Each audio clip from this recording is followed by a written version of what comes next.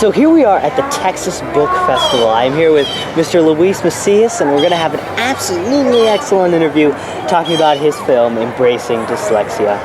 Now, what motivated you to create your film, Embracing Dyslexia? The biggest reason I decided to make the film was because my son, Alejandro, he's dyslexic. We found out when he was halfway through second grade, and this was after he repeated first grade, because he was struggling so much in his reading that the teacher and the principal felt that he should repeat a grade. And instead of us being told that the reason might be he's dyslexic, they didn't say anything. So I don't know if they didn't know or if it just was something they didn't want to say to us. My goodness. And so he repeated first grade, which was, it's still something that he'll never forget it. He'll never forget that event. And so what happened was, when we had him diagnosed, we found out he was dyslexic, and we went back to the principal and the teacher and we said, okay, we found this out, and they were all on board with regards to doing accommodations. Excellent. And Excellent. we were very pleased with that.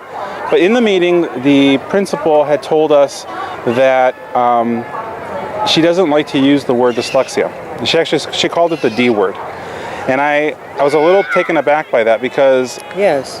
I'm like, okay, you're telling me that you don't like to use a word that affects my child and other children as well, Yes. that could give parents an idea of what's wrong with their child as far as reading goes.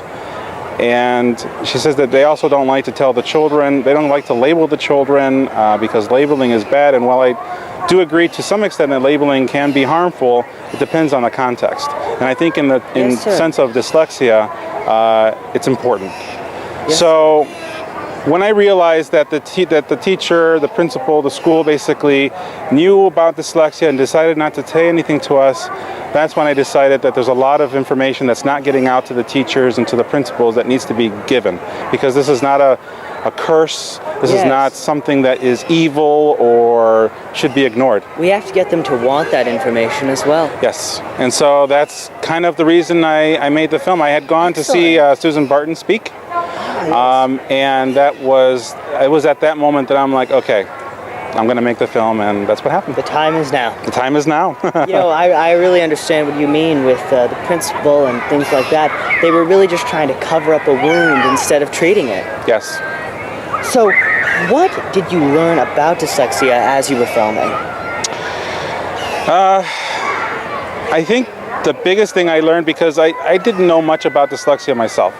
The only way I learned about it was by going online to find out, what is this? At first when we found out, I thought, is he going to be able to keep going to school? Are we going to have to pull him out of school? Is he going to go to college? And Yes, then sir. after I started doing my own research, I realized that even though it's going to require a lot of work on our part and on his part, it's not a death sentence. And he will be able to do whatever he wants to in life. It's not going to stop him. So one of the things I learned while making the film was that there's a lot of myths surrounding dyslexia. I wasn't really quite sure if it just what people didn't know or there just was misinformation. And so there was a lot of misinformation. Interesting. I'm trying to think, what else did I learn? I also learned that it affects a lot of people. 1 in 5. 1 in 5, which was a bit surprising to me. I didn't realize it was that much. And for it affecting so many people, how can we be ignoring it? If there was a disease true. out there that affected 1 in 5 people, you better believe that a lot of action would be taken to find a cure. Well, there's no cure for dyslexia, but you can give the information. And if the information's out there, then we can at least start to tackle issues surrounding dyslexia so that our children are not feeling depressed and there's no self-esteem, and actually say, look, you are smart, you just learn in a different way. Let's figure that out. Let's give you the tools you need, and then you can blossom as a student and as an adult and so on and so forth. Yes, sir. I completely understand.